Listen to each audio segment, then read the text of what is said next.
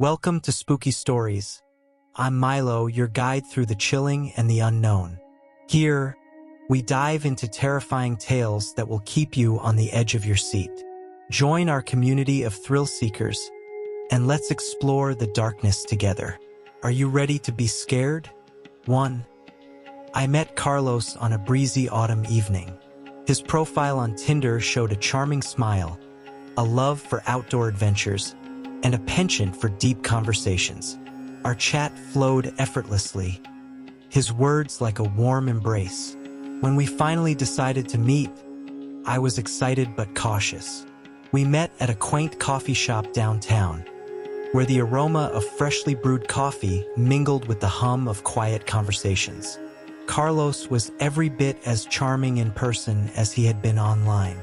His dark eyes sparkled with an infectious enthusiasm, and his laughter was a comforting melody. We talked for hours, and he seemed genuinely interested in everything I had to say. By the end of the evening, I felt a connection I hadn't experienced in years. As we parted ways, he gently took my hand and promised to call me soon. Little did I know, this was the beginning of a nightmare. The messages started innocently enough. A good morning. Here. A how was your day? There. But soon they became incessant. Every hour, my phone buzzed with messages from Carlos. He wanted to know where I was, who I was with, what I was doing.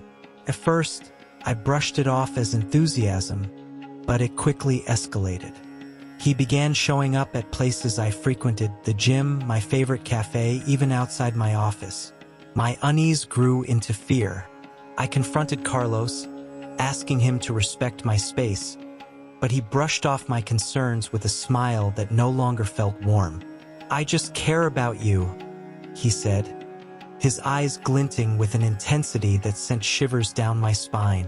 One evening, I attended a family gathering, a celebration for my cousin's engagement. The last person I expected to see there was Carlos. He strolled in confidently, introducing himself as my fiancé. My family was stunned, and I was mortified. I pulled him aside, demanding to know what he was doing. "I'm part of your life now," he said, as if it were the most natural thing in the world. Desperation clawed at my chest. I reached out to friends, hoping someone could help me get rid of him. But Carlos was persistent, showing up at my workplace, charming my colleagues, inserting himself into every aspect of my life. I was living in a constant state of anxiety, my every move shadowed by his presence. The breaking point came at a work function. Carlos appeared, once again claiming to be my fiancé. My boss, visibly concerned, pulled me aside. "Is everything all right?" she asked, her eyes filled with worry. I could no longer keep up the charade. I excused myself, stepped outside, and called the police. When the officers arrived, Carlos finally showed his true colors. He became belligerent, screaming obscenities and threats as they escorted him away. I watched, a mix of relief and guilt churning in my stomach. Despite everything, a part of me felt pity for him. Days passed, and life began to return to normal. I was beginning to breathe easier, the shadows of fear receding. But then, one evening, as I was flipping through channels, a news report caught my attention. The anchor's grave tone sent a chill through me as she described a man wanted for assaulting multiple women after relationships had ended. A familiar face flashed on the screen. It was Carlos. The shock was like a punch to the gut. I immediately called the police, providing them with all the information I had. They assured me they would handle it, but my mind was a whirlwind of emotions. How could I have been so blind? How had I let this man into my life? The police acted swiftly, and within days, Carlos was apprehended. I watched from a distance as they led him away in handcuffs. This time, there was no pity, only a profound sense of relief and a sliver of vindication. The nightmare was over, but the scars it left would take time to heal. In the aftermath, I reflected on everything that had happened. Carlos had seemed like the perfect man, but beneath that charming exterior was a predator. I had ignored the warning signs, blinded by his charisma. It was a harsh lesson, but one I would never forget. As I moved forward, I found strength in my ordeal. I became more vigilant, more aware of the people I allowed into my life. And though it was a painful chapter, it was also a powerful reminder of the importance of trusting my instincts and the value of my own safety and well-being. 2. I met Derek on a Tuesday afternoon. His Tinder profile exuded a rugged charm, a mix of adventurer and intellectual. Someone who could quote Nietzsche and fix a flat tire. Our conversations were exhilarating. Each message a tantalizing breadcrumb leading me to a potential romance. After a week of texting, he invited me to his place for dinner. His offer was irresistibly casual, promising a homemade meal and a night of laughter. I accepted, not knowing this decision would lead me into a nightmarish ordeal. As I drove to Derek's place, I felt a mix of excitement and apprehension.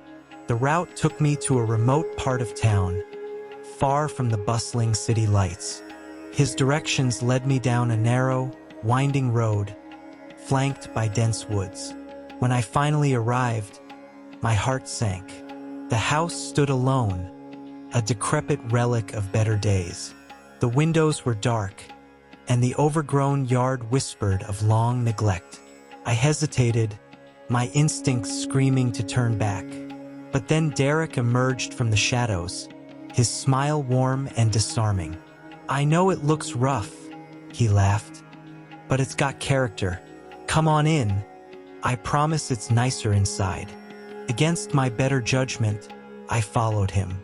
Inside, the house was a maze of dust and decay. The air was thick with the smell of mildew, and the dim light barely illuminated the peeling wallpaper and cobwebs. Derek's attempts at reassurance did little to ease my growing unease. He led me to the kitchen, where a single candle flickered on a rickety table set for two. We sat down, and he poured us wine, his charm working overtime to mask the unsettling atmosphere. But as the evening progressed, his demeanor shifted. His eyes, once warm and inviting, grew cold and distant. The conversation dwindled into awkward silence, punctuated by his unsettling stares. I decided it was time to leave. I stood up, mumbling an excuse about an early morning meeting, but Derek blocked my path. "Why the rush? Stay a while longer," he insisted, his voice taking on an edge of menace. Panic surged through me. I tried to push past him, but he grabbed my arm, his grip like iron. "You're not going anywhere," he hissed, his face contorted in a twisted grin. He dragged me through the house, and before I could scream, he shoved me into a small, dark room. The door slammed shut, and I heard the key turn in the lock. My heart pounded in my chest as I pounded on the door, screaming for help. Hours passed, each minute stretching into an eternity. The air was stifling, and the darkness pressed in on me, amplifying my terror. Desperation clawed at me as I searched for a way out. My phone had no signal, and the walls seemed to close in tighter with each passing moment. Then, a spark of an idea flickered in my mind. In the corner of the room, I found some old newspapers and a box of matches. With trembling hands, I struck a match and set the papers alight. The flames leapt up, casting eerie shadows on the walls. My hope was to attract attention, to signal for help. The fire spread quickly, the dry, old wood catching instantly. Smoke filled the room, stinging my eyes and choking my lungs. I screamed for help, praying someone would notice the smoke. The heat grew unbearable, but I clung to the hope of rescue. Suddenly, I heard voices outside, followed by the blaring sirens of fire trucks. The door burst open, and firefighters rushed in, pulling me from the inferno. The fresh air was a balm to my scorched lungs, and I collapsed into their arms, sobbing with relief. As they carried me out, I saw the house engulfed in flames. The neighbors had gathered, their faces a mix of horror and curiosity. The police arrived shortly after, and I told them everything about Derek, the house, and my terrifying ordeal. They searched the property, but Derek was nowhere to be found. He had vanished into the night, leaving behind only the charred remains of his lair. Days turned into weeks, and Derek remained at large. The police continued their search, but he seemed to have disappeared without a trace. I was left with the haunting memories of that night, the scars on my psyche a constant reminder of how close I had come to losing everything. In the aftermath, I found strength in my survival. The media picked up my story, and I became a cautionary tale for others. I shared my experience, hoping to warn others about the dangers lurking behind charming smiles and easy invitations. My life slowly returned to a semblance of normalcy, but the shadows of that night lingered. Every time I walked down a dark street or met a stranger's gaze, I felt a twinge of fear, but I also felt a surge of determination. I refused to let Derek's actions define me. I became more vigilant, more aware of the dangers that can hide behind a facade of normalcy. And so, I moved forward, forever changed by that night, but stronger for having survived it. The house that had once been my prison was reduced to ashes, but from those ashes, I emerged, a phoenix reborn, determined to live my life on my own terms, unafraid and unbroken. 3. I met Jake on a dating app during a quiet Sunday afternoon. His profile was compelling. An adventurous soul with a passion for travel, a successful career in tech, and a heartwarming love for animals.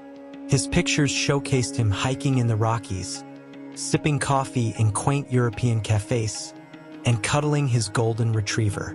Our chats were filled with witty banter and deep conversations. He seemed perfect, almost too good to be true. After a few weeks of chatting, Jake suggested we meet in person. He proposed a trendy downtown cafe, a public place that felt safe. I agreed, my excitement tempered by a tinge of apprehension. We set the date for the following Saturday. When the day arrived, I dressed carefully, choosing a casual yet stylish outfit. I arrived at the cafe a bit early, scanning the room for Jake's familiar face. After a few minutes, he walked in, just as handsome as his pictures, but with an air of confidence that was almost intimidating. He greeted me with a warm smile and a hug, instantly putting me at ease. We ordered coffee and sat by the window, chatting about everything from our favorite books to our travel bucket lists. But as the conversation progressed, I noticed subtle inconsistencies in his stories. His laugh seemed a bit too practiced, his charm a bit too polished. My instincts prickled, but I pushed the doubts aside, convincing myself I was overthinking. After an hour, Jake suggested we take a walk to a nearby park. It was a beautiful day, and the idea of strolling through the leafy pathways sounded lovely. We left the cafe and walked towards the park, our conversation flowing smoothly once again. As we reached a quieter area of the park, Jake's demeanor shifted. He became more serious, his eyes darting around nervously. Suddenly, 3 men approached us. They were rough-looking, their eyes filled with a predatory gleam. One of them stepped forward, his hand outstretched. "Give us the keys to your car and your purse," he demanded, his voice low and menacing. Panic surged through me. I glanced at Jake, hoping for some sign of reassurance, but his face was a mask of indifference. Realization hit me like a punch to the gut. This had been a setup all along. My mind raced as I tried to figure out what to do. Running seemed impossible, and there was no one else around to help. With trembling hands, I handed over my car keys and my purse. The men grabbed them and began to walk away, their laughter echoing in the stillness of the park. I stood there, paralyzed by fear and betrayal, wondering how I could have been so naive. But then, out of nowhere, a chorus of shouts and the blaring of sirens filled the air. Police officers swarmed the area, their guns drawn. The three men froze, their faces contorted with shock and fear. Within seconds, they were surrounded, handcuffed, and taken into custody. The entire scene was surreal, like something out of a movie. An officer approached me, his expression softening as he saw my tear-streaked face. "Are you all right, miss?" he asked gently. I nodded, too stunned to speak. "We've been tracking this group for a while. They've been using fake profiles to lure people into traps. You were incredibly brave." As the reality of the situation sank in, relief washed over me. The police had been watching Jake's profile and had managed to intervene just in time. My heart still pounded with residual fear, but the knowledge that I was safe brought a sense of calm. The officers took my statement and assured me that Jake and his accomplices would face justice. As I walked back to my car, escorted by a kind female officer, I couldn't help but reflect on how close I had come to real danger. The whole experience felt like a bad dream, one that I was grateful to wake up from. In the days that followed, I was inundated with messages from friends and family, all concerned for my safety. I recounted the story countless times, each retelling helping to process the trauma. I also spent hours talking to the police, providing every detail I could remember to help build their case against Jake and his gang. The media got wind of the story, and soon I found myself the reluctant subject of news reports. My story was shared widely, serving as a stark warning about the dangers of online dating. I was invited to speak on talk shows, my experience used to highlight the importance of vigilance and safety in the digital age. Through it all, I felt a mix of emotions: fear, anger, relief, and a strange sense of empowerment. I had survived a terrifying ordeal and had come out the other side stronger and more aware. My faith in humanity had been shaken, but the support from friends, family, and even strangers helped to restore it. I learned to trust my instincts more and to be wary of things that seemed too good to be true. The experience left a lasting impact, changing the way I approached relationships and online interactions. I became an advocate for online safety, sharing my story to help others avoid the same pitfalls. In the end, Jake and his accomplices were convicted, thanks in part to my testimony and the swift action of the police. Justice was served, but the scars remained. I knew I would never forget that fateful encounter, but I also knew that I had the strength to move forward, wiser and more resilient. The ordeal taught me valuable lessons about trust, intuition, and the importance of being cautious.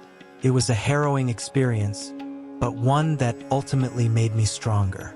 And as I continued my journey, I carried those lessons with me, determined to live my life with both an open heart and a discerning mind.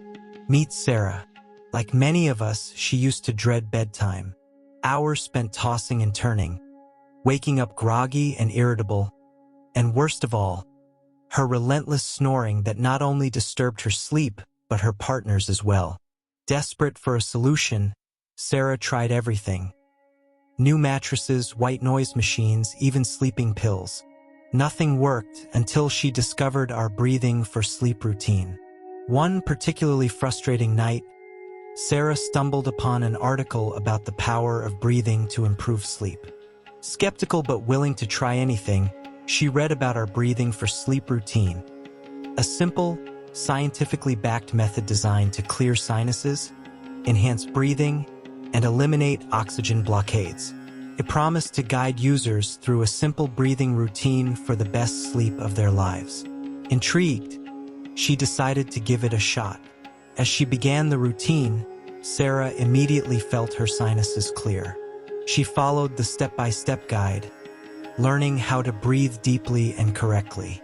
Within minutes, she noticed a significant difference.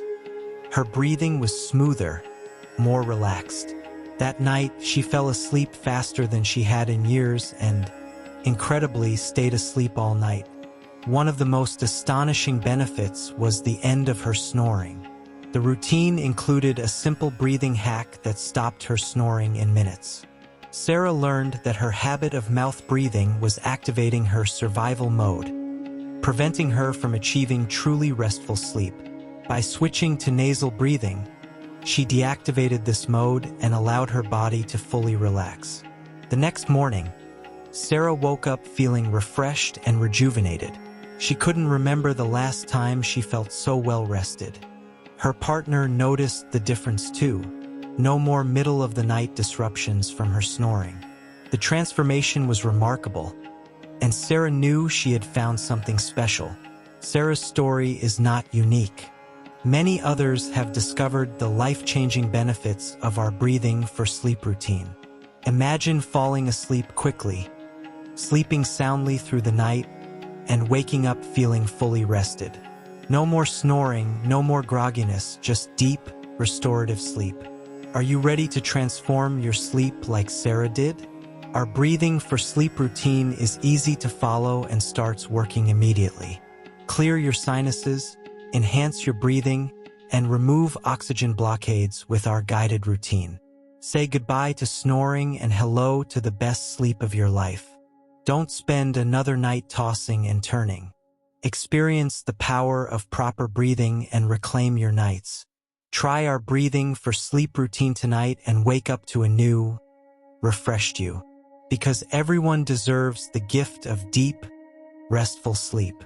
Check out the link for this wonder in the description and the comments. Thank you for joining us on this harrowing journey. If you enjoyed this story, don't forget to like, share, and subscribe for more tales of terror. Until next time, stay safe and beware the shadows.